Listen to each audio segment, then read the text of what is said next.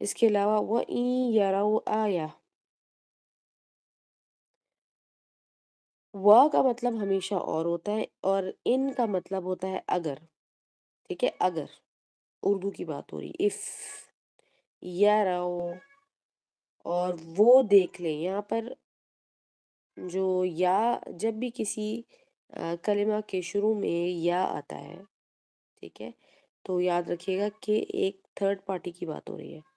تو وہ دیکھ لیں، یہاں پر دیکھنے کی بات ہو رہی تھی، ان کے دیکھنے کی بات ہو رہی ہے، کون دیکھ لیں یہاں پر سارے، کیونکہ کافرین مکہ کی بات ہو رہی تھی، ہم نے کل اس کا تھوڑا سا بیک گراؤنڈ دیکھا تھا.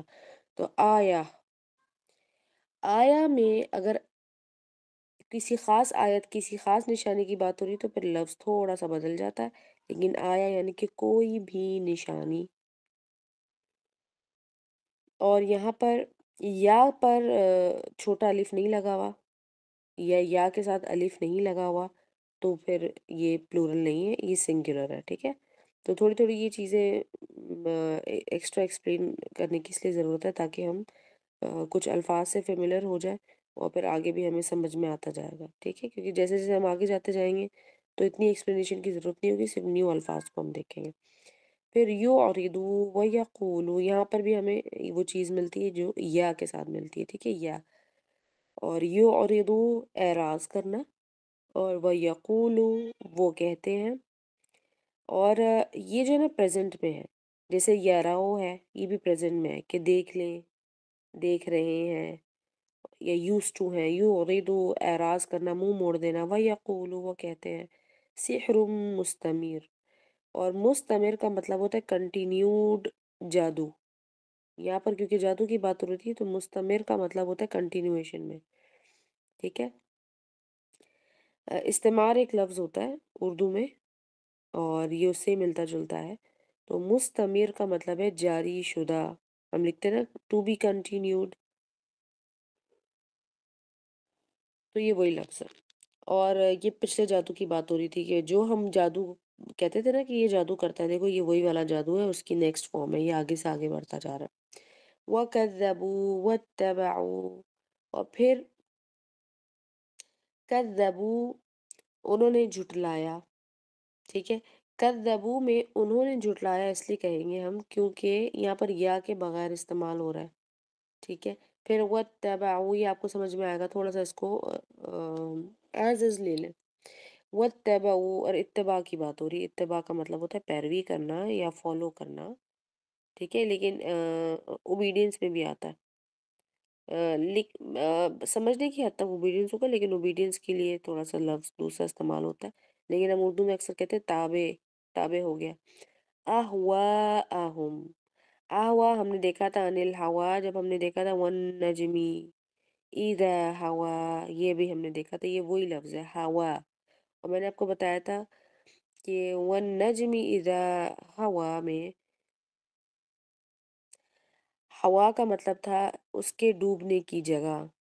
اور ہم نے دیکھا تھا کہ ہوا کا مطلب ہوتا ہے اصل میں خواہش، ڈیزائر، ٹھیک ہے. اور ہم نے اس کے بیک گراؤنڈ میں یہ بھی دیکھا تھا کہ خواہشات جو ہوتی ہیں کسی بھی انسان کی، یا اوور آل جو اللہ سبحانہ تعالیٰ نے یہ جو ایک چیز پیدا کی ہے خواہش کے طور پر، کوئی بھی ہو، کسی بھی چیز کی خواہش ہو سکتی ہے، وہ بیسکلی ایک نفس کا ایک گرا ہوا پہلو ہے، جس کی وجہ سے انسان اگر اپنی خواہشوں کے پیچھے بھاگے،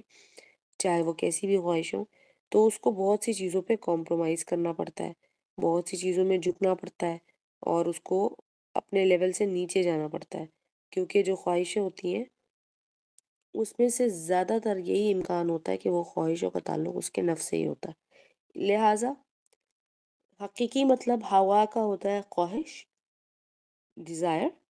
اور ہم نے وہاں پر دیکھا تھا اس کا اصطلاحی مفہوم وہاں پر نکلا تھا اس آیت میں کہ اس ستارے کی ڈوبنے کی جگہ، پھر ہم نے بلیک ہولز وغیرہ کے بارے میں ڈسکس کیا تھا. اہواءہم میں اہوا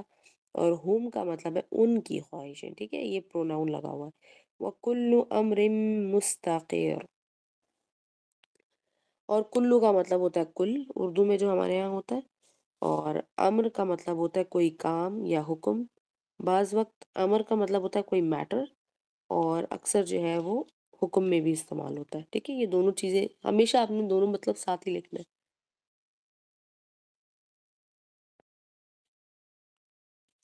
اور مستقر کا مطلب ہوتا ہے ایک خاص متعین وقت، ٹھیک ہے، پہلے سے شیڈیولڈ ٹائم میں، اور ہر کام کا ایک وقت شیڈیولڈ ہے، یہاں پر یہ بات ہو رہی ہے۔ تو وَكَذَّبُوا، اور انہوں نے جھٹلایا، کذبوا، کذبا، کاذب، ٹھیک ہے، یہ جھوٹ میں ہی آئے گا ہمیشہ، وَاتَّبَعُوا، اور انہوں نے پیروی کی، اہواءہم، اپنی خواہشات کی۔ اہوا ہے، اہوا بیسیکلی پلورل لکھا ہوا ہے، ٹھیک ہے، اہوا، وَكُلُّ أَمْرٍ مُسْتَقِرٌ، اور ہر کام کا یا ہر امر کا، امر تو اردو میں بھی ہم کہتے ہیں نا، ہر امر کا ایک وقت مقرر ہے، مستقر۔ اس پوری سورہ میں اللہ سبحانہ تعالیٰ نے بہت ہی خوبصورتی سے رائمنگ ورڈز استعمال کیے، لیکن ان رائمنگ ورڈز کے بہت گہرے، بہت ویل ڈیزائنڈ یہ ورڈز ہیں، تو ان کے پورے پورے باقاعدہ کہنا چاہیے کہ سنٹیکس اینڈ گلوسری کے پورے میننگز ہیں، تو اس لیے ان الفاظ پر خاص غور کیجیے گا۔ وَلَقَدْ جَاءَهُم مِّنَ الْأَنبِيَاءِ مَا فِيهِ مُزْدَجَرٌ۔ اچھا، یہاں پہ وَلَقَدْ ہم سمجھتے ہیں کہ اس کا کیا مطلب ہے، وَلَقَدْ، اور ہم اکثر اس کو اردو میں لکھتے ہیں کہ تحقیق شدہ اور پکی بات ہے، اور اس کا اردو میں جو ہے نا، جو سب سے معروف مطلب وہ یہی ہے کہ ہاں یہ تحقیق ہو چکی ہے اور یہ بات پکی ہے، بے شک یہ ضرور ہوگا، لیکن ہم بے شک لکھتے اس لیے نہیں ہے کیونکہ بے شک لفظی طور پر ایک دوسرے لفظ کا مطلب ہے، ٹھیک ہے، وہ ان جو لفظ آتا ہے اس کا مطلب بنتا ہے بے شک، ٹھیک ہے۔ جاءہم، میں نے پہلے بھی آپ کو سمجھایا تھا، یاد کرنے کا طریقہ اس کا، کہ جا، ہم اردو میں کہتے ہیں جانا، لیکن اس کا مطلب الٹا، عربی میں اس کا مطلب الٹا ہوتا ہے، آنا، ٹھیک ہے، آنا۔ جاءہم، آئے ان کے پاس، من الام، سوری، من الام، میں نے غلط بول دیا، انبیاء، من الانباء،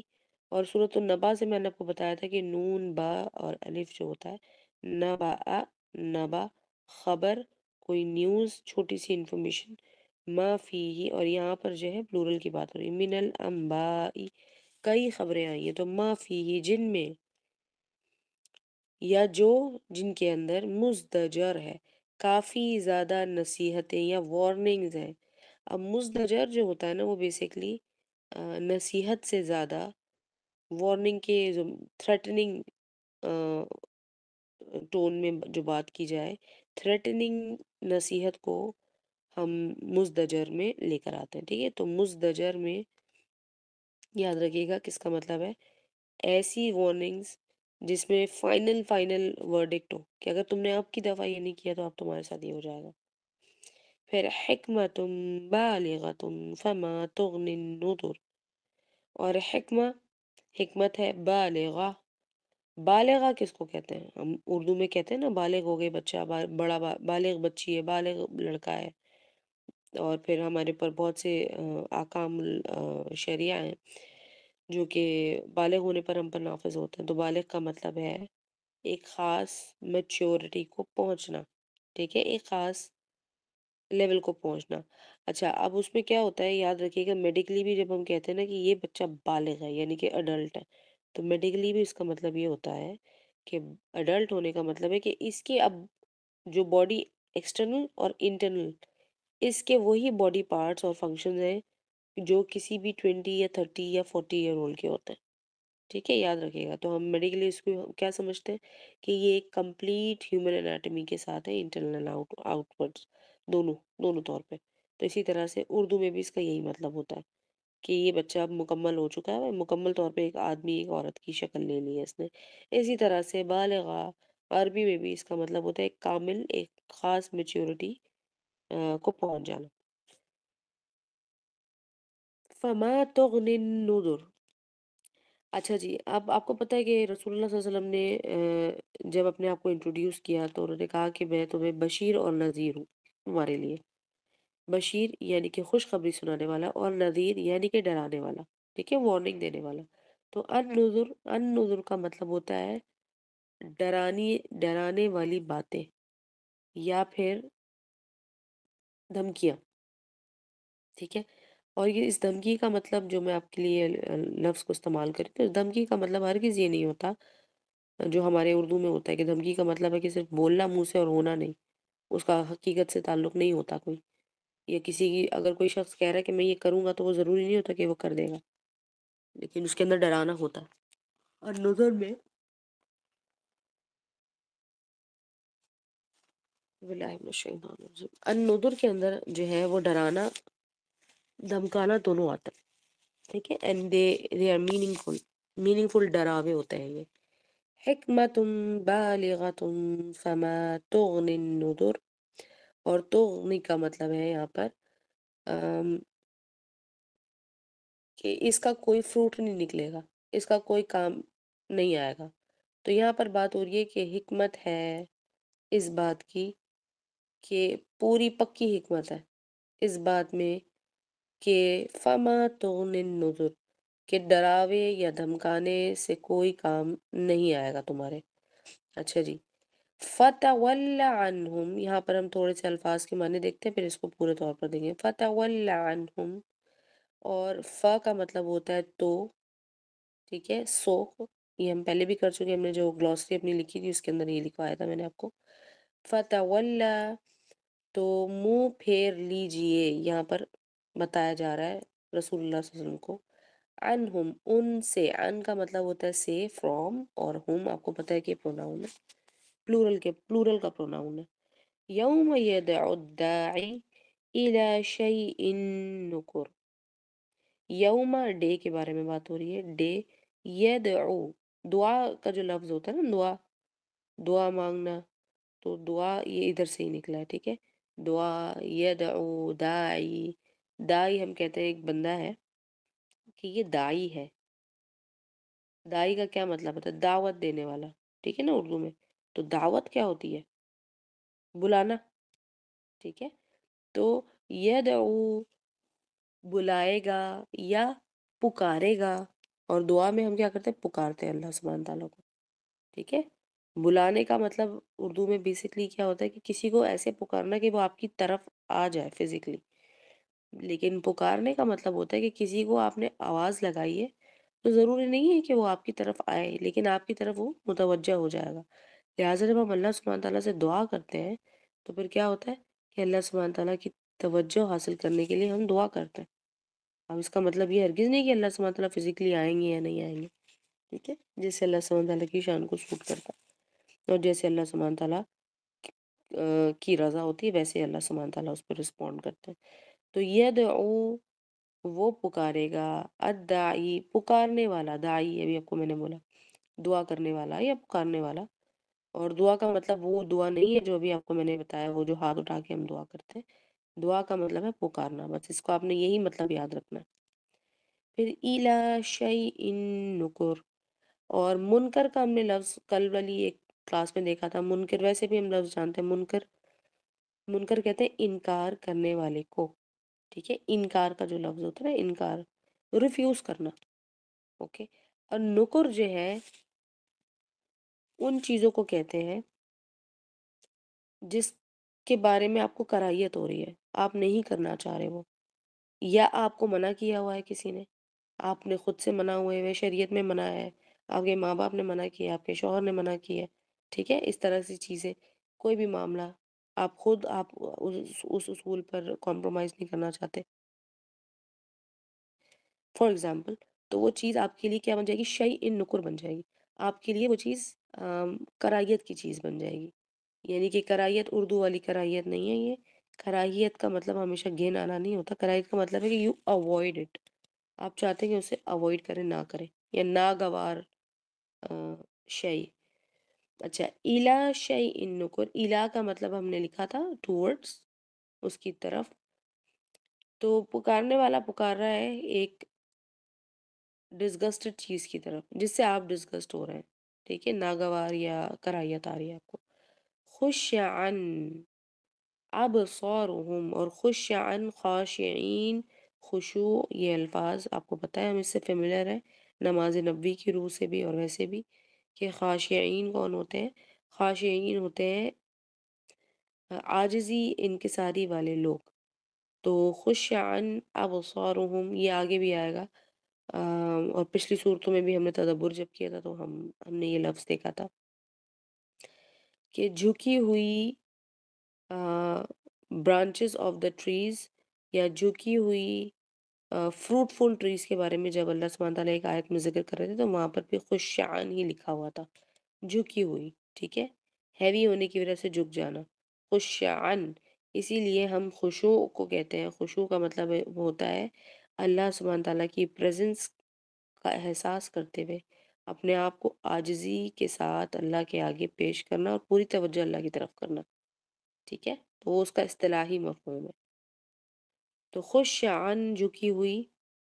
ابصارہم، اور ہم ان سے مراد ہے پلورل میں، گروپ میں، ابصار بصارت بصیرت سے نکلا ہے، یعنی کہ آئی سائٹ کی بات ہو رہی ہے، یا پھر دیکھنا، نظارہ۔ تو جھکی ہوئی ہوں گی ان کی آنکھیں، یا وہ نیچے دیکھ رہے ہوں گے۔ یخرجون،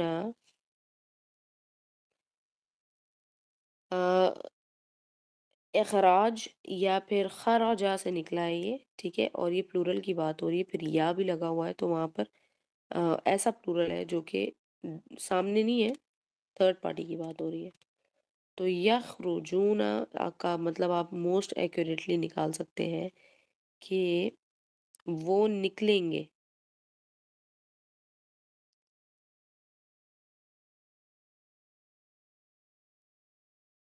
ایک منٹ،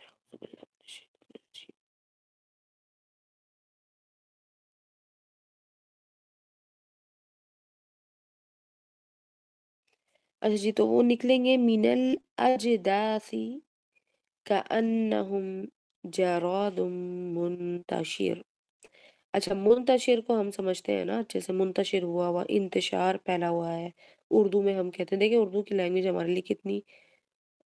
بڑی کام کی لینگویج ہے، خاص طور پر وہ لوگ جنہوں نے اردو کو ایز اے لینگویج بڑا سیریسلی لیا ہے، ناٹ دا سلینگ ون۔ تو منتشر کا وہی مطلب ہے جو اردو میں ہوتا ہے، اسپریڈ ہو جانا، بکھر جانا۔ اگر کوئی چیز ہمارے ہاتھ سے گرتی ہے، فار ایگزامپل آپ سمجھ لیں کہ آپ کے ہاتھ میں دال، دالیں جو ہوتی ہیں نا، سوکھی ہوئی دال جو ہوتی ہے، جو پیکٹ میں ہوتی ہے کچی دال، اس طرح کی کوئی چیز ہو، جب آپ اگر آپ کے ہاتھ سے وہ گر جائے تو وہ کہاں تک پھیلے گی؟ دور دور تک پھیلے گی، کچھ تو سامنے نظر آئے گی، کچھ دور نظر آئے گی، اور ہو سکتا ہے بہت دور تک جائے، اور وہ جاتی ہے، ٹھیک ہے۔ یہ اس قسم کی جتنا بھی پھیلنا ہے نا، اس کو ہم کہتے ہیں منتشر۔ یہ ایک ایگزامپل ہے۔ اکثر ہم کہتے ہیں کہ میرا دماغ جو ہے نا بالکل انتشار کا شکار ہوا ہوا ہے،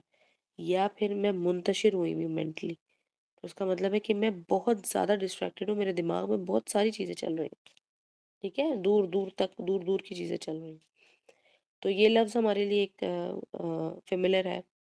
اور یخرجون من الاجداث، اچھا دیکھیے اجداث کہاں سے نکلا ہوا ہے؟ من، میں نے آپ کو بتایا تھا فرام کا مطلب ہوتا ہے اس کا،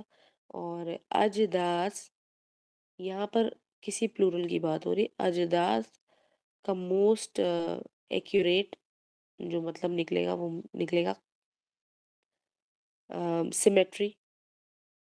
مقبرہ، یا پھر قبریں، ٹھیک ہے، قبر جو ہوتی ہے۔ تو گریو یارڈ یوزلی انگلش میں کہتے ہیں نا، گریو یارڈ، لیکن اس کا بہت گریو یارڈ سے مراد ہو سکتا ہے یوزلی کسی بھی جگہ جہاں پر دفنایا جاتا ہے۔ اب دفنانے والی بہت ساری چیزیں ہوتی ہیں، خالی انسان نہیں ہوتے، جانور بھی ہو سکتے ہیں، لیکن سیمیٹری جو ہوتی ہے نا، سیمیٹری میں زیادہ تر انسان ہی دفنائے جاتے ہیں۔ اب یہاں پر کیونکہ قبروں کی بات ہو رہی ہے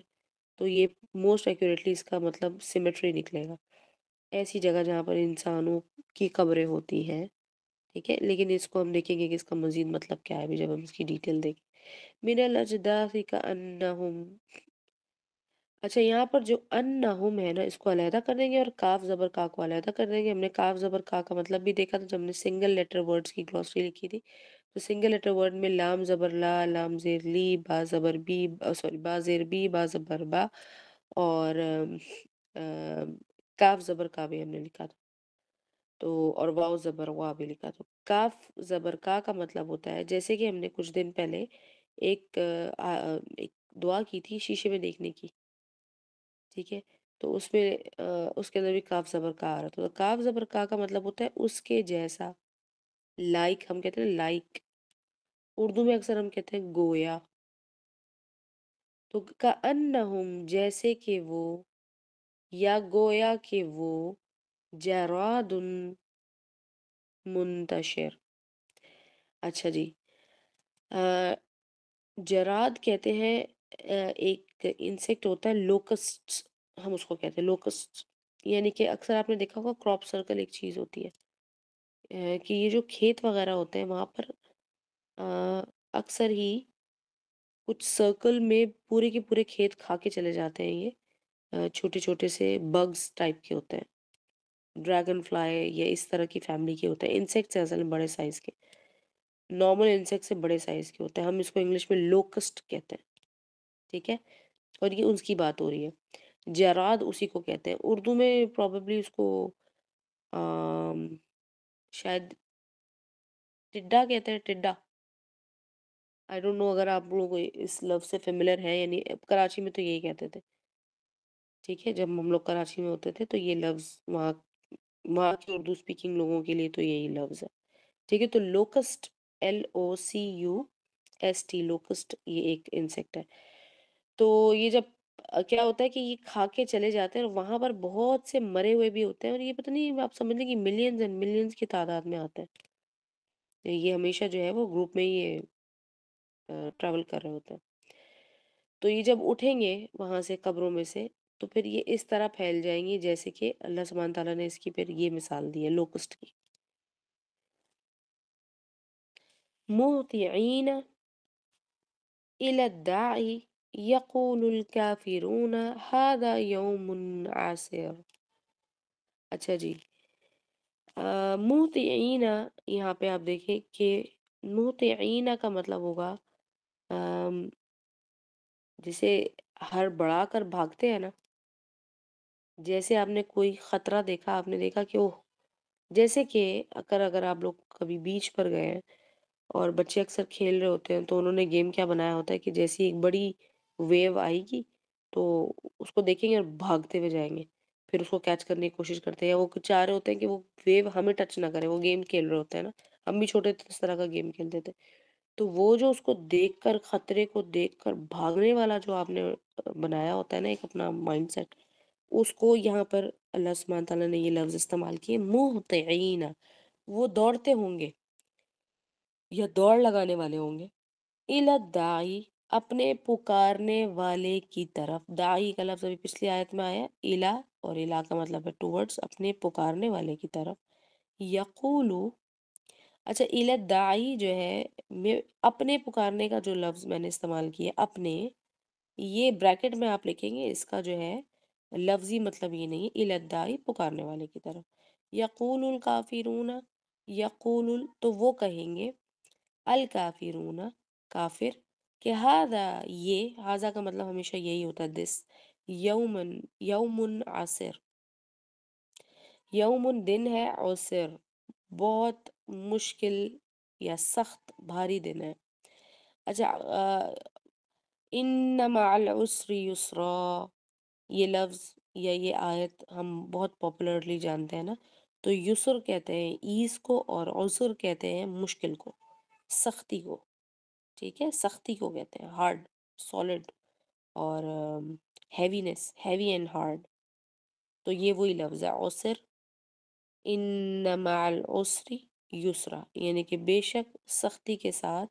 آسانی ہے، اچھا یسرا لڑکیوں کا نام بھی ہوتا ہے، یاسر نام ہوتا ہے، یاسر مطلب آسانی پیدا کرنے والا، ٹھیک ہے؟ تو یہ اس کا اپوزٹ ہے عسر، یاد رکھیے گا۔ اچھا لفظ آتا ہے یومن، اور اگر الیوم آئے گا تو ایک خاص دن کی بات ہو رہی، تو الیوم قرآن میں زیادہ تر اگر تو کسی واقعے کی بات ہو رہی ہے اور اس واقعے میں جس دن کی بات ہو رہی ہے اس دن کا ذکر ہوتا ہے الیوم، لیکن ادروائز کسی واقعے کے بغیر اگر الیوم آ جائے تو یاد رکھیے گا کہ یہ ہمیشہ ڈے آف ججمنٹ کی بات ہو رہی ہوتی ہے۔ یہاں پر ڈے آف ججمنٹ کی ہی بات ہو رہی ہے، لیکن آ، یہ ایسے دن سے اس کو تشبیہ دی جا رہی ہے کہ بہت سخت دن ہے۔ اب یہ ایسی سختی ہے کہ یہ آئے گی بھی صرف اسی دن، اس سے پہلے ایسی سختی کسی نے کبھی نہیں دیکھی ہوگی، تو اس لیے ہم اس کو کمپیئر نہیں کر سکتے فی الحال۔ کذبت، اور یہاں پر پھر سے تا مفتوحہ استعمال ہوا ہے، کذبت پاسٹ میں جھوٹ بولنے کی بات ہو رہی ہے کہ جھوٹ بول دیا ہے کسی نے، کذبت یا جھٹلا دیا ہے، قبلہم، قبل کا مطلب آپ کو پتہ ہے اردو میں بھی ہوتا ہے ان سے پہلے، قوم نوح، نوح کی قوم نے بھی اس کو جھٹلایا تھا، فکذبوا عبدنا، تو انہوں نے جھٹلایا عبدنا، عبدنا، عبد بندے کی بات ہو رہی ہے، نا نون الف زبر، نا کا مطلب ہو رہا ہے ہمارا بندہ، ظاہر اللہ سبحانہ تعالیٰ کی بات ہو رہی ہے ہمارے بندے کو، وقالو، اور کہا، یا اس کو کہا، مجنون وازدجر، کہ وہ مجنون ہے اور وازدجر ہو گیا، یہ لفظ پیچھے بھی آیا ہے نا، تو وازدجر یہاں پر اس کا مطلب ہے کہ ان کو جو ہے نگلیکٹ کر دیا، اور کہنا چاہیے کہ دھتکار دیا انہیں، ٹھیک ہے، مجنون وازدجر۔ اچھا جی، یہ 1 منٹ کا، مجھے 1 منٹ کا وقفہ چاہیے۔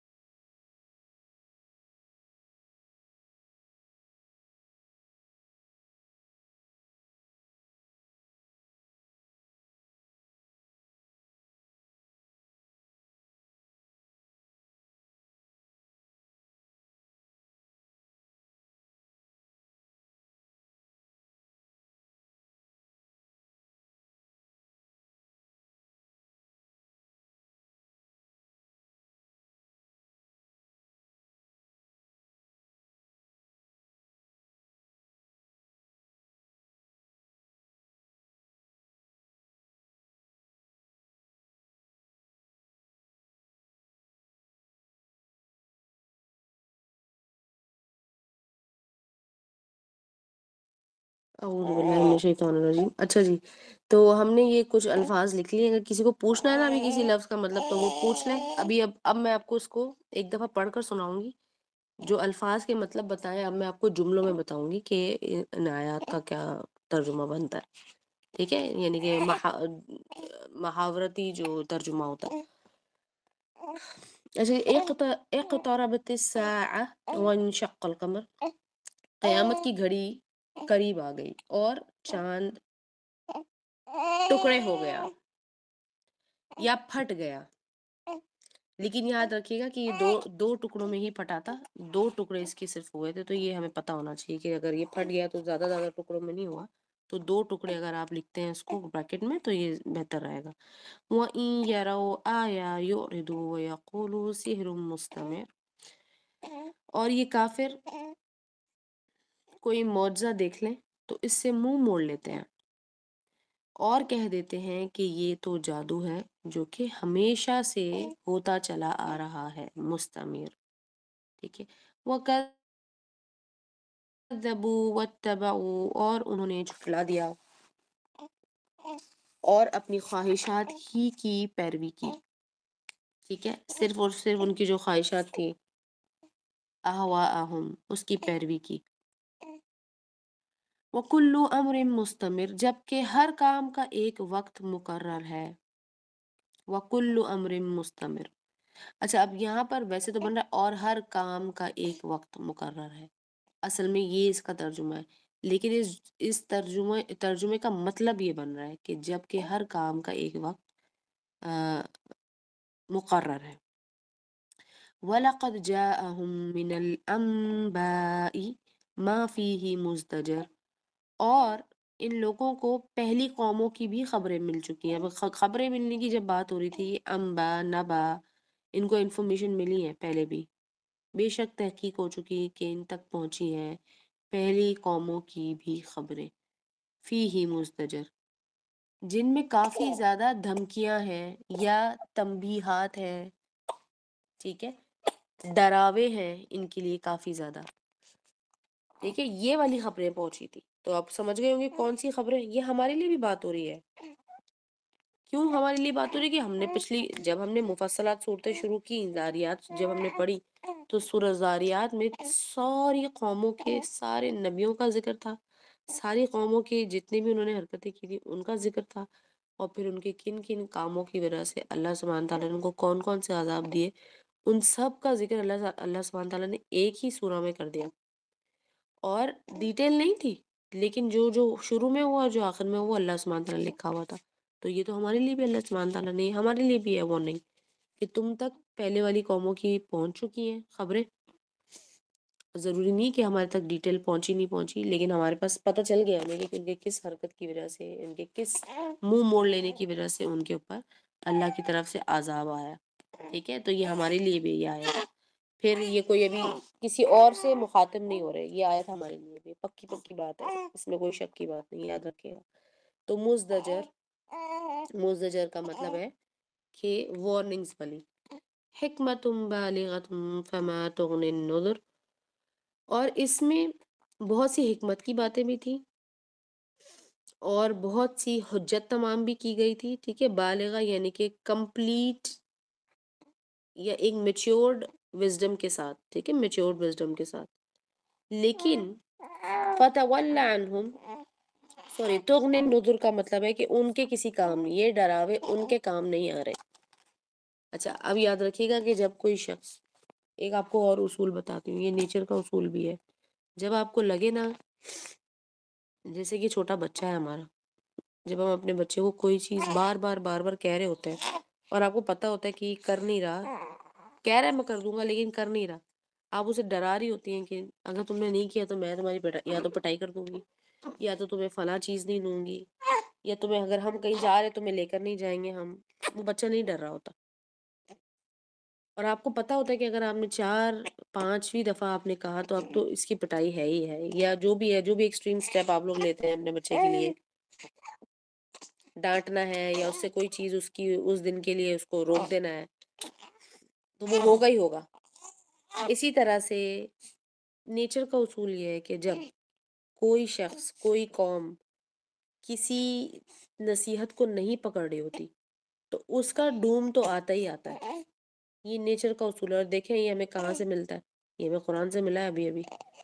ٹھیک ہے، یہ اصول، یہ پورا اصول قرآن اس چیز کو بہت اچھے سے انڈورس کر رہا ہے، کیونکہ ہم نے دیکھا کہ تمام قوموں کے ساتھ یہی ہو رہا ہے، ڈرانے والے آ رہے ہیں ان کے پاس، یعنی کہ اللہ سبحانہ تعالیٰ نے کچھ قوموں کے پاس تو ایک وقت میں کئی نبی بھی بھیجے، اس کے باوجود ہم نے دیکھا کہ جس قوم کا زوال آنا تھا، یہ قوم نصیحت نہیں پکڑ رہی تھی، چاہے ان کے آگے اللہ سبحانہ تعالیٰ کی کھلی کھلی نشانیاں کیوں نہ آ گئی ہوں، ٹھیک ہے، ان کو موت سے بھی کر کے دکھایا، جیسے حضرت موسیٰ علیہ السلام کی قوم، اس سے بہتر اور کیا ایگزامپل ہو سکتی ہے؟ ویسے تو تمام قوموں جن جن کے اوپر یہ سب ہوا ہے ان سب کی ایک ہی سٹوری ہے، ٹھیک ہے، تو یہ یاد رکھیے گا۔ اب جو اس وقت ہمارا حال ہو رہا ہے ایز اے نیشن،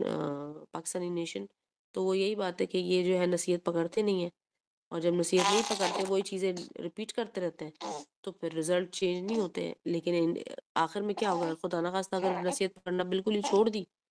تو پھر ڈوم آئے گا ہی آئے گا، زوال تو آئے گا، ٹھیک ہے، اور پھر پوری کی پوری سویلائزیشن بھی تباہ ہو جاتی ہے۔ اچھا جی، تو ہمیں ایک تو یہ یہاں سے اصول ملتا ہے، تو بہرحال ان کو کوئی ڈراوے دھمکانے، ان کو کوئی پکی پکی حجتیں، ان کو کوئی کام نہیں آ رہی تھی۔ فَتَوَلَّ عَنْهُمْ يَوْمَ يَدْعُ الدَّاعِ إِلَى شَيْءٍ نُكُرٍ، لہٰذا اچھا، فتول عنہم، تو ان کو اللہ سبحانہ تعالیٰ نے حکم دیا رسول اللہ صلی اللہ علیہ وسلم کو کہ فتول عنہم، تو بہرحال آپ ان سے منہ پھیر لیں، رسول اللہ کو کہا جا رہا ہے کہ آپ کو زیادہ ان کا غم لینے کی ضرورت نہیں، یہ نہیں سننے والے، ان کو نہیں سننا، یہ آپ ان سے منہ پھیر لیں، دور ہو جائیں ان سے۔ اب کیوں ہو جائے؟ یوم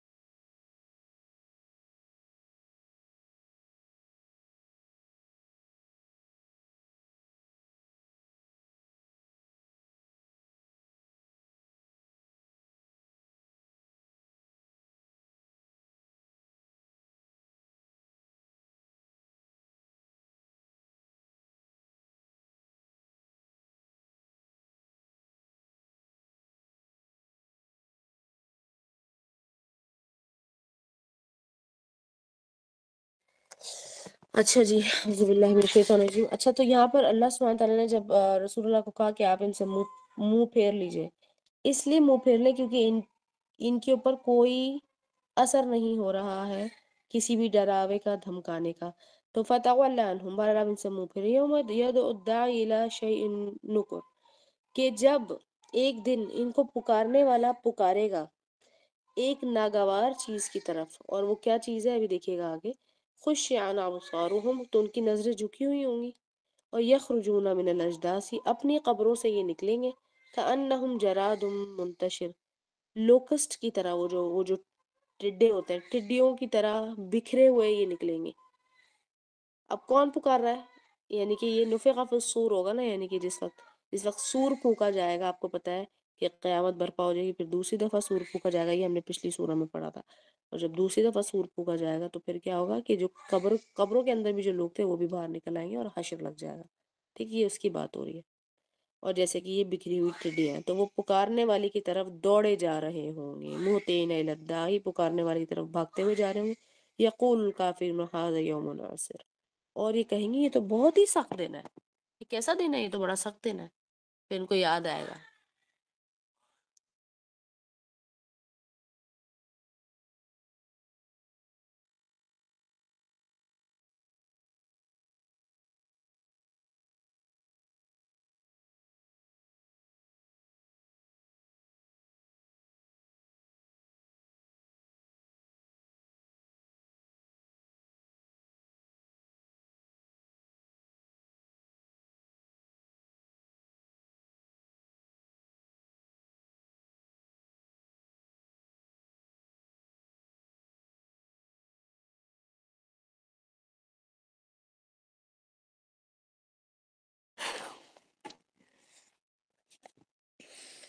اچھا جی، یہاں پر یہ جو ہم نے ابھی آیتیں کچھ دیکھی ہیں، یہ جو آخری آیت ہم نے دیکھی، مہطعین الی الداعی یقول الکافرون ھذا یوم عسر، آپ یہ دیکھیں کہ اس وقت ان آیات کو پڑھنے کے بعد ان کے مطلب تھوڑے سے ہم نے اردو میں مطلب دیکھا ہے، کیا اس کے بعد اس وقت ہمیں مزید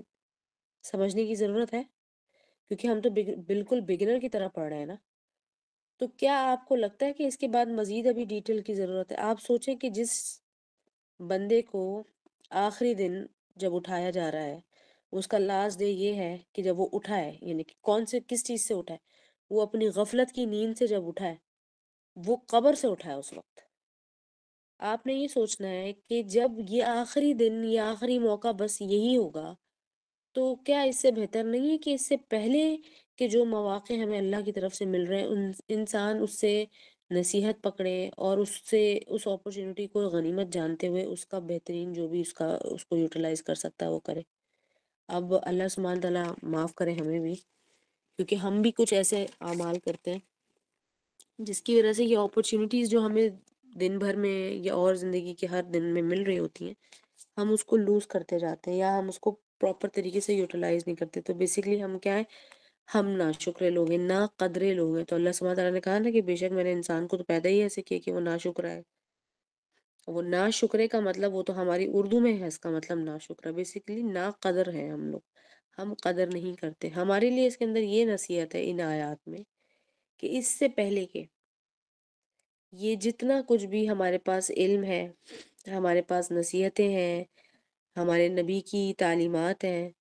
اور اس کو ان تعلیمات کو امپلیمنٹ کرنے کا ہمارے پاس جو موقع ہے، اس سے پہلے کہ یہ ہم گوا دیں، کیسے کیسے گوا سکتے ہیں کہ جب آپ اینڈ آف ٹائمز آئیں گے تو آپ کو پتہ ہے کہ رسول اللہ صلی اللہ علیہ وسلم نے فرمایا کہ ایک سنت کو قائم کرنا ایسے ہے جیسے کہ ہاتھوں میں تم نے انگارہ پکڑا ہوا۔ آخر کے وقتوں میں دور میں یہ حالت ہو جائے گی۔ پھر یہ کہ جو قرآن ہے وہ مٹ جائے گا، قرآن اٹھا لیا جائے گا، سوائے چند لوگوں کے جو کہ حفاظ ہیں، یعنی کہ جنہوں نے حفظ کیا ہوگا، وہ بھی پراپر طریقے سے حفظ، اور حفظ کرنے کا مطلب رٹا نہیں ہوتا۔ ٹھیک ہے، یہ آخر کے دنوں میں ہوگا۔ اب آپ یہ بتائیں کہ اب آپ نے فیصلہ کیا ہو یا آپ کو لگے کہ بھئی دنیا میں بہت زیادہ فساد مچ چکا ہے، کچھ سمجھ میں نہیں آ رہی کیا چیز کہاں جا رہی ہے، نہ جھوٹ ہے نہ سچ ہے، کچھ سمجھ نہیں آ رہا، ہر چیز میں ایک سو چکی ہے، لیکن اس سے پہلے کہ یہ تمام چیزیں بھی اٹھا لی جائیں، تو کیا بہتر نہیں ہے کہ جب تک ہمارے ہاتھوں میں یہ کچھ ہے تو ہم اس موقع کو غنیمت جانتے ہوئے اس کا فائدہ اٹھا لیں، اس کی تعلیمات جتنی ہم حاصل کر سکتے ہیں وہ کر لیں اور آگے پہنچا دیں، اور لوگوں کو اس کی طرف لے آئیں اگر لا سکتے ہیں تو. ظاہر ہے بے شک ہدایت دینے والی ذات اللہ سبحانہ تعالیٰ کی. اب میں آپ کو آج ایک ایسی عجیب و غریب نیوز بتاؤں گی کہ آپ خود ہی حیران ہو جائیں گے کہ یہ کیا ہے. یہ بالکل ابھی تقریباً اس ہفتے کی نیوز ہے. اور کہاں کی ہے؟ کویت میں. کچھ اچھا یہ بہرحال میرا خیال ہے انہوں نے ویسے ایز اے کہتے ہیں نا as a what's app message یا پتہ نہیں فارورڈڈ پوسٹ کے طور پہ بھی شاید فیس بک وغیرہ میں انہوں نے کی ہوگی، پھیلائی ہوگی. لیکن میرے پاس یہ پہنچی ہے ایک ایسی سورس سے جو کہ خود وہیں پر ہے. کہاں پر؟ کویت سے. ٹھیک ہے. اب کویت کیا ہے؟ کویت ہم جانتے ہیں کہ گلف کنٹریز میں سے ایک ہے. اور کویت میں کچھ قرآن ڈسٹریبیوٹ کیے جا رہے ہیں جس کے اندر انہوں نے مطلب چینج کر دیے ہیں، اور مطلب اس طریقے سے چینج کیے ہیں کہ شریعت میں چینج آ گیا لیکن نکالنے والے غلطی نکالنے والے کو پتہ نہیں چلے گا. ایک تو یہ کہ انحراف ہو گیا ہے. ٹھیک ہے. اس کو کہتے ہیں قرآن کا چینج کر دینا، یا جس کو کہتے ہیں ہم تحریف شدہ آیات. اچھا، قرآن کو انہوں نے دوسری کتابوں کے ساتھ اللہ سبحانہ تعالیٰ کی جو ہم کہتے ہیں نا آسمانی کتابیں ان کی تعلیمات کے ساتھ مکس کر دیا. آپ میں سے جنہوں نے کچھ اور تھوڑی بہت کتابیں پڑھی ہوں نا تو انہیں جیسے کہ ایون ہندوؤں کی جو کتاب ہے وہ بھی، اور جو عیسائیوں کی جو ایکچولی ٹرو بائبل ہے،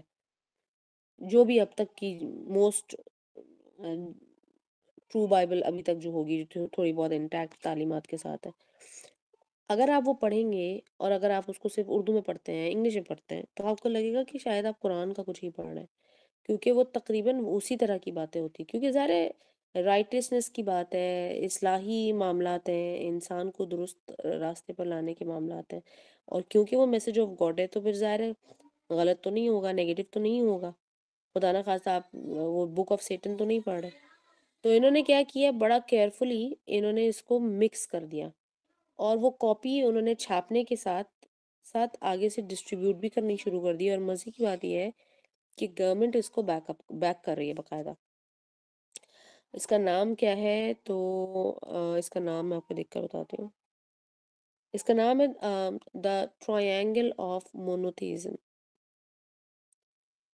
ٹھیک ہے. اور لکھا ہوا کیا ہے؟ آگے سے لکھا ہوا قرآن. تو لوگ سمجھیں گے خریدنے والے کہ بھئی ہمیں تو لینگویج سمجھ نہیں آتی تو میں انگلش خرید لیتی ہوں یا کسی اور لینگویج میں خرید لیتی ہوں. آپ کو پتہ ہے انگلش تو ہر کوئی جانتا ہے، تو آپ خرید لیں گے، اٹھا لیں گے. اب آپ کو یہ نہیں پتہ چلے گا کیونکہ آپ نے قرآن پہلے سے پڑھا ہوا ہی نہیں تھا. یہی وہ وجہ ہے جس کی وجہ سے قرآن کو ٹیکسٹ کے ساتھ پڑھنا ضروری ہے، اور ایک بار نہیں کئی بار پڑھنا ضروری ہے. تو اس سے پہلے کہ یہ جو فتنہ ہے جو پھیل رہا ہے، اب ہم نہیں جانتے کہ یہ فتنہ اللہ تعالیٰ روکیں گے یا نہیں روکیں گے، یا یہ ہمارے لیے یہ ٹیسٹ کے طور پر پھیلتا ہی جائے گا. نعوذ باللہ، ہمارے آگے کی نسلوں میں ہمارے بچوں میں اس طرح سے یہ پھیلتا جائے گا. لیکن اگر آپ کو وقت کو غنیمت جاننا ہے، اور ان آیات سے جو ابھی ابھی ہم نے پڑھی ہیں کہ ان کی اس حالت سے، جو کہ آخری آیت جو ابھی ہم نے پڑھی ہے نا، آیت نمبر 8، کہ جب وہ آخری دفعہ اٹھیں گے اور دوڑتے ہوئے جائیں گے پکارنے والے کی طرف، تو پتہ چلے گا چلو کہ میں تو مر ہی چکا تھا اور میں مرنے کے بعد اٹھایا جا رہا ہوں، تو میدان حشر لگ چکا ہوا. کیا اس سے بہتر یہ نہیں تھا کہ اس سے پہلے جو ان کو پکار رہا تھا وہ پکارنے والے کی طرف وہاں بھاگ جاتے، دوڑ جاتے؟ تو ان کو پہلے کون پکار رہا تھا؟ کون تھا پکارنے والا؟ ان کا پکارنے والا ان کا نبی تھا، جو ان کو آخرت کی اس وقت خبریں دے رہا تھا، اور اپنے انجام سے ڈرا بھی رہا تھا، اور ساتھ ساتھ راستہ بھی دکھا رہا تھا. تو اسی طرح سے ہمارے لیے بھی ہے. تو اس سے پہلے کہ خدا نہ خواستہ ہم آخری وقت میں اٹھیں اور ہمیں لگے کہ جب میں اٹھا ہوں تو اب ہم اندازہ ہوتا ہے کہ میں تو مر چکا ہوا تھا. اور میں نے آپ کو اس سے پہلے بھی کچھ احادیث کا حوالہ دیا تھا جو کہ مرنے کے حوالے سے، موت کے حوالے سے ہیں، کہ جب کوئی شخص مر جاتا ہے تو اس کو کیا فیلنگز آتی ہیں. تو ایک بڑی اوتھینٹک حدیث میں نے آپ لوگوں کے ساتھ شیئر کی تھی کہ ایک جب اس کو قبر میں ڈالا جا رہا ہوتا ہے تو اس کو لگ رہا ہوتا ہے کہ اگر تو ایک مومن ہے، نماز کا فکر مند بندہ ہے، تو وہ بولے، اس کو لگتا ہے کہ عصر کا وقت ہو گیا اور میں تو پتہ نہیں کس غنودگی میں تھا، میں اٹھ جاتا ہوں. کھڑا ہو جاتا ہوں کیونکہ عصر کا وقت ہو رہا ہے۔ اب کیونکہ وہ مٹی ڈال رہے ہوتے ہیں نا تو تھوڑے ظاہر ہے چاہے جتنا بھی روشنی ہو چاہے کچھ بھی ہو تو اسے لگتا ہوتا ہے شاید عصر کا وقت ہے کیونکہ ڈھلنے کا وقت ہے، اس کی شام ڈھل رہی ہوتی ہے نا، زندگی کی ڈھل چکی ہوتی ہے، تو اس کو یہ محسوس ہو رہا تھا کہ شاید عصر کا وقت ہے، اور یہ بالکل اوتھینٹک حدیث ہے، صحیح بخاری کی حدیث ہے یہ۔ اور پھر جب وہ اٹھنے کی کوشش کرتا ہے تو اسے اندازہ ہوتا ہے کہ میں تو اٹھ نہیں پا رہا ہوں، پھر اسے تھوڑی دیر بعد سارا کچھ یاد آتا ہے کہ ہاں میں اس ٹائم پر وہاں لیٹا تھا یا گر گیا تھا یا میرے اطراف لوگ تھے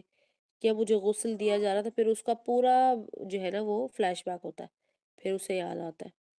جتنی دیر میں اسے یاد آ رہا ہوتا ہے نا جلدی جلدی میں، اتنے میں وہ منکر اور نکیر آ چکے ہوتے ہیں، ٹھیک ہے، اور اسے اٹھا کر بٹھا دیتے ہیں اور پھر اس سے سوال جواب شروع کر دیتے ہیں، یعنی کہ ابھی اس کو احساس پورا ہوا بھی نہیں ہوتا ہے، تو بجائے یہ کہ اس کا احساس ہمیں اس ٹائم پر ہو، نعوذ باللہ، وائی ناٹ کہ ہم ابھی یہ احساس ابھی یہ نصیحت پکڑ لیں، ٹھیک ہے، تو یہاں پر بھی یہی ہو رہا ہے۔ اچھا، اب یہاں پر اللہ سبحانہ تعالیٰ نے ایک چیز ہمیں بتائی کہ یہ بکھری ہوئی ٹڈیوں کی طرح سے یہ اس دن نکل آئیں گے، اور یاد رکھیں کہ جب ہم کسی پریشانی میں ہوتے ہیں،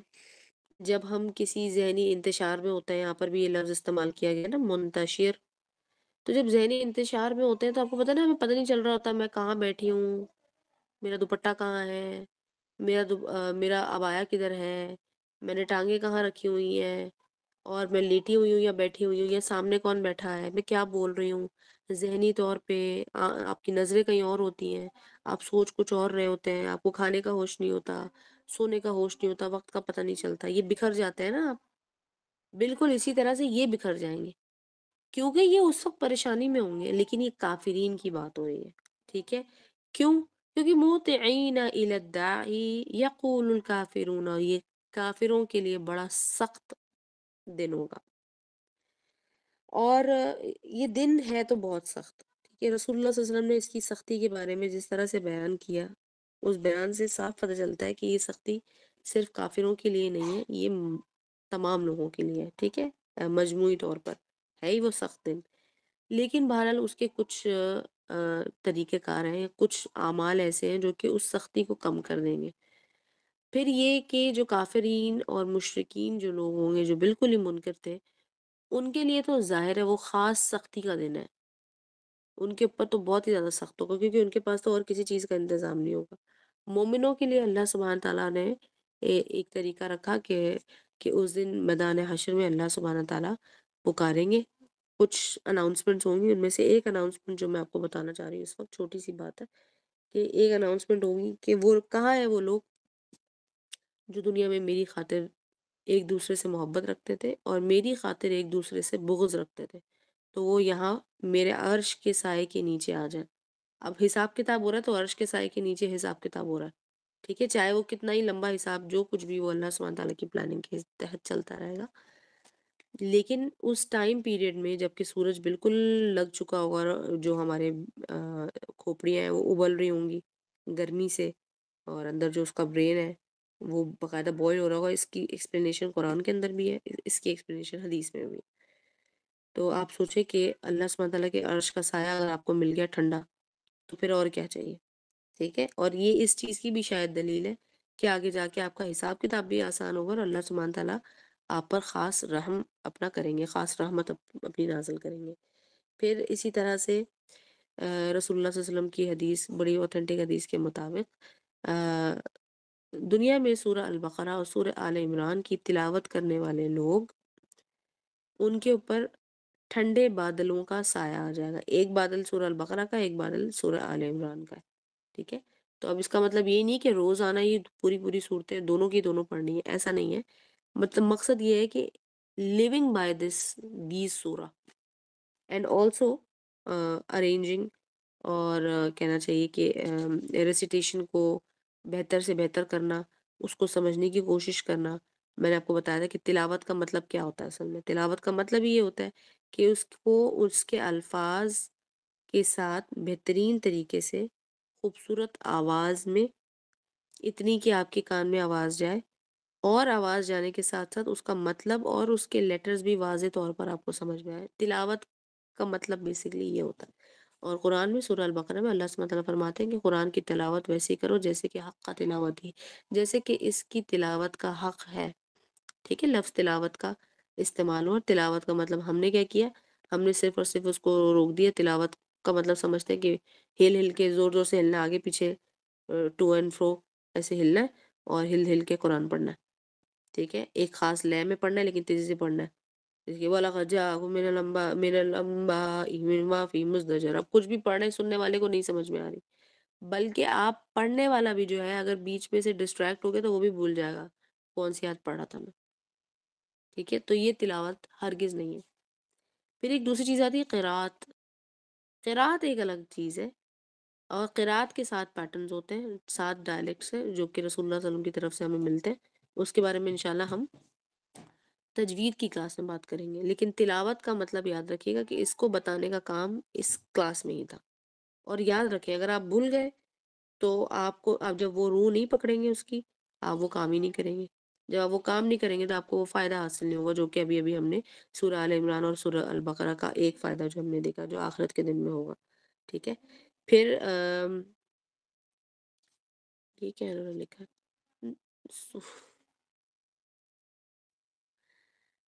نہیں نہیں، یہ جو ہے سورہ الملک، ہاں جی بالکل ایسے ہی ہے، قیامت کے دن ہی آئے گی، لیکن حساب سے پہلے نہیں آئے گی. ٹھیک ہے، حساب کتاب اگر کسی کا چل رہا ہے تو وہ اگر اللہ سبحانہ تعالیٰ نے اجازت دی، سفارش کی، شفاعت کی، تو پھر وہ 30 آیتوں والی جو سورہ یعنی کہ سورہ الملک کے بارے میں بات ہو رہی ہے، تو اس کے اندر پھر وہ آ کے شفاعت کرے گی یا پھر وہ کہے گی کہ یہ شخص تو مجھے پڑھتا تھا. اسی طرح سے یہ جو عذاب قبر والی بات ہے، یہ ایکچولی پوائنٹ آف کانفلکٹ ہے، سوری ٹو سے یہ پوائنٹ آف کانفلکٹ ہے. سورہ الملک کے قبر کے عذاب سے وہ بچانے آئے گی، یا پھر اس کے اندر جو تعلیمات ہیں ہمارے لیے اس پر عمل کرنے کے بعد آپ کی بچت ہو جائے گی. ٹھیک ہے، تو یہ ایک پوائنٹ آف کانفلکٹ ہے، اس کے اوپر بحث کی جا سکتی ہے.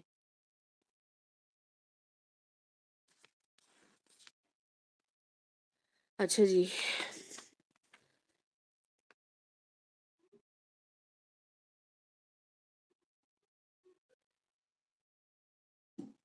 کیا لگا ہوا ہے؟ اچھا، یہ جو مارکس ہے نا علیحدہ علیحدہ قرآن میں مصحف میں علیحدہ علیحدہ لگے ہوتے ہیں. ابھی آپ نے جو اسکرین شیئر کی ہوئی ہے اس میں جو مارک لگا ہوا ہے اس کی بات ہو رہی ہے.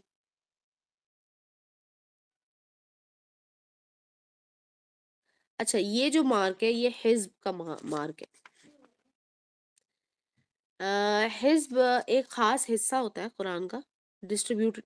کیا ہوا ہے قرآن کو نا مختلف حصوں میں. جیسے کہ رکوع ہوتے ہیں نا آپ لوگوں کے پاس،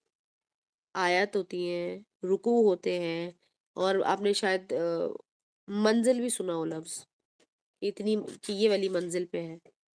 یا آپ لوگوں کے مصحف میں منزل بھی لکھی ہوتی ہے. تو یہ نا ڈسٹریبیوشن ہے، یہ اسٹار طرح کی چیز ہے. یہاں سے اکثر کیا ہوتا ہے، یا تو ایک ٹاپک خاص شروع ہو رہا ہوتا ہے، یا حفظ کرنے والے جو لوگ ہوتے ہیں اس کو اس سٹار سے لے کے اگلے سٹار تک اس کو پڑھ لیں، اس کو یاد کر لیں. ایک خاص ہو سکتا ہے کہ اس میں ایک ٹاپک کور ہو رہا ہے،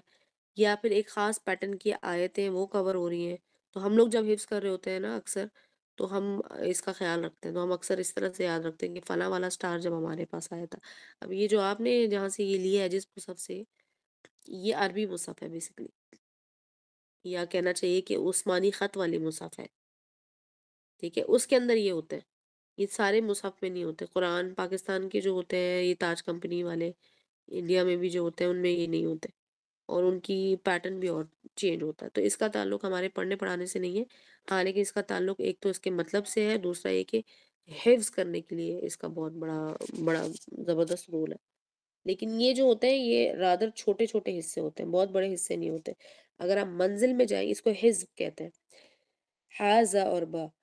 اور دوسرے نمبر پہ ایک چیز ہوتی ہے منزل. تو وہ جو منزل جو قرآن ہے 7 منزلوں میں ڈسٹریبیوٹ کیا ہوا ہے قرآن، اور وہ کافی لمبی لمبی ہوتی ہے. ٹھیک ہے، تو 7 منزلوں میں اس لیے ڈسٹریبیوٹ کیا ہے کیونکہ رسول اللہ صلی اللہ علیہ وسلم کی حدیث کے مطابق رسول اللہ صلی اللہ علیہ وسلم نے کم سے کم 7 دن جو ہے وہ ریکمینڈیڈ ہے کہ کم سے کم 7 دن تو آپ لینا ایک قرآن کو ختم کرنے میں. تو اگر آپ ایک حصہ پڑھتے ہیں، یعنی کہ پہلی منزل آپ ایک دن، دوسری منزل دوسرے دن پڑھیں گے، تو وہ 7 منزلوں میں ڈسٹریبیوٹیڈ آپ پڑھ لیں گے اس کو 7 ڈیز. ٹھیک ہے جی. اچھا جی.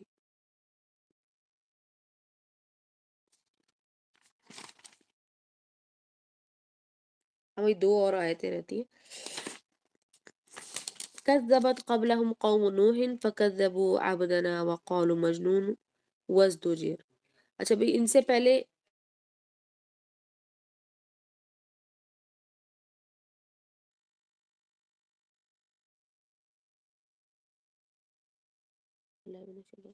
اچھا تو اچھا بالکل اسی طرح سے اسی سیم پیٹرن پہ اللہ سبحانہ تعالیٰ نے پہلے بھی کہا کہ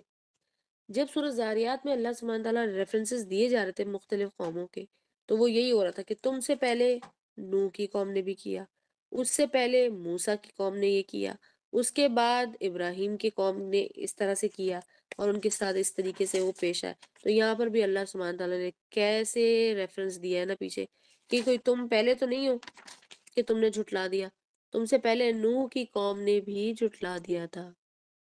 اور میرے بندے کو اس نے کہا کہ یہ پاگل ہے، مجنون ہے، اور ایک اردو میں کہتے ہیں نا لفظ دیوانہ ہے، اور وزدجر، اور اس کو دھتکار دیا، یا کہنا چاہیے نا، ہم کہتے ہیں نا جھڑک دیا، چلو یہاں سے بے وقوف پاگل کہیں گا، اس طرح سے. اب اللہ سبحانہ تعالیٰ نے اس آیت میں جب اس چیز کا ریفرنس دیا ہے تو آپ سوچیں کہ اللہ سبحانہ تعالیٰ نے اس کو کتنا سیریسلی لیا ہوگا. پھر آگے سے یہ بھی کہہ دیا کہ قوم نوح، نوح کی قوم نے جب کیا یہ، تو اب آپ یہی یاد رکھ لیں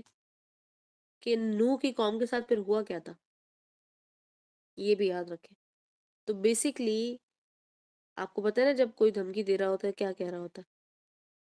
وہ اندر ہی اندر دبے دبے الفاظ میں کہہ رہا ہوتا ہے کہ آپ کو تو پتہ ہی ہوگا کہ ایسا کیا ہوا. اچھا، اور ہم جو ہے نا یہ جو بلیک میلنگ کا سسٹم ہے، تھریٹننگ سسٹم ہے، اس سے ہم بہت فیملیئر ہیں، کیونکہ ایک تو یہ ٹرینڈ، اٹس اے ٹرینڈ ان پاکستان، چھوٹا بڑا ہر ایک دوسرے کو بھی دے رہا ہوتا ہے. وہ جو ہے وہاں پر جو پولیٹیکل سسٹم ہے وہ بھی اسی طریقے سے ہے، وہ کنٹرول بھی ایسے ہی کر رہے ہیں پوری عوام کو. وہ بیسیکلی دبے دبے الفاظ میں تھریٹن کرتے ہیں ایک دوسرے کو کہ اگر آپ نے ایسا نہ کیا تو ویسے کر دیں گے. تو ہم لوگ اپنی بڑی بڑی ویلیوز پہ کمپرومائز کر کے بیٹھے ہوئے ہیں. اسی طرح سے ہم نے ذرا شریعت بھی کمپرومائز کر دیا اور کرتے ہی چلے جا رہے ہیں اپنی زندگی میں، اور پھر ہم کہہ رہے ہیں کہ یہ تو ہمارا کلچر ہے، ہمارا کلچر تو بہت رچ ہے. بہرحال اس ٹاپک پہ ضرور بات کریں گے. یہ بہت امپورٹنٹ ہے کہ کلچر جو ہے اسلام کا ایک علیحدہ کلچر ہے، یا اسلام کے اندر اس چیز کی گنجائش ہے کہ آپ اگر کسی جگہ پر کے رہنے والے ہیں تو اس کا کلچر فالو کرنے کی گنجائش ہمارے دین میں ہے یا نہیں ہے. بہرحال اس کو ہم بعد میں بات کریں گے. تو اب کہنے کا مقصد یہ ہے کہ یہاں پر اللہ سبحانہ تعالیٰ بیسکلی، اب اللہ سبحانہ تعالیٰ ڈائریکٹ دھمکا رہے ہیں کہ نوح کی قوم نے جھٹلایا تھا، پھر کیا ہوا، اور میرے بندے کو انہوں نے کہا مجنون اور جھڑک دیا، اس کو دھتکار دیا. فدعا ربہ، تو پھر انہوں نے دعا کی اپنے رب سے، انی مغلوب فانتصر، لہٰذا انہوں نے دعا کی کہ اے میرے پروردگار میں مغلوب ہو چکا ہوں، انی بے شک میں مغلوب ہو چکا ہوں یا انفلوئنس ہو چکا ہوں ان لوگوں سے، اوور پاور ہو چکا ہوں، فانتصر، تو آپ میری مدد فرمائے. ٹھیک ہے، یہ آیت 10 آیتیں ہم نے یہاں پر کر لی جن کو ہم نے تھوڑا سا دیکھا تھا الفاظ کے لحاظ سے. یہاں پر سب سے امپورٹنٹ چیز ہے نا وہ ہے انی مغلوب فانتصر، اس کو مارک کر لیں، یہ دعا ہے. ٹھیک ہے، یہ نبی کی دعا ہے، مقبول دعا ہے، اللہ سبحانہ تعالیٰ نے اس کو نریٹ کیا ہمارے لیے، اور یہ دعا ہمارے لیے بھی. یہ دعا ہم آج کے دور کے حوالے سے، آج کل کے حالات کے حوالے سے، مسلمانوں کے معاملات میں یہ بہت بہترین دعا ہے. انڈیویجولی آپ اس دعا کو کر سکتے ہیں، لیکن آپ کیسے کریں گے؟ اس دعا کو انی مغلوب فانتصر نہیں کہیں گے، آپ کہیں گے اللہم انی مغلوب فانتصر. ٹھیک ہے، یا پھر ربی انی مغلوب فانتصر، کہ اے میرے رب، انی بے شک میں مغلوب ہو گیا ہوں، فانتصر، تو پھر آپ میری مدد فرمائیں. اور نصرت جو ہوتی ہے اللہ سبحانہ تعالیٰ کی نصرت، یاد رکھیے گا، نصرت ایسی مدد کو کہتے ہیں جو اللہ سبحانہ تعالیٰ اپنی رحمت کے ذریعے سے کرتے ہیں، چاہے وہ کوئی معجزہ ہو جائے، چاہے وہ کسی اور کو اللہ سبحانہ تعالیٰ یوٹیلائز کر کے آپ کے لیے کہتے ہیں نا مسخر کر دے، ٹھیک ہے؟ تو بہرحال آپ کی مدد ہو جائے گی. یہاں پر ہمیں یہ دعا ملتی ہے، ہم اس دعا میں اس کو کنکلوڈ کرتے ہیں انشاءاللہ. نیکسٹ ویک آج کی رات کی کلاس میں ہم کچھ تھوڑے سے اور ٹاپکس، کانسیپٹس، اصول تفسیر کے تھوڑے سے ڈسکس کریں گے انشاءاللہ، کیونکہ وہاں پر اب دوبارہ سے ہم سٹارٹ کر رہے ہیں، بگن کر رہے ہیں. لیکن یہ ہم اس کو کنٹینیو رکھیں گے نیکسٹ ویک میں انشاءاللہ العزیز. ٹھیک ہے جی. سبحانک اللہم و بحمدک، نشہد ان لا الہ الا انت، نستغفرک و نتوب الیک. السلام علیکم.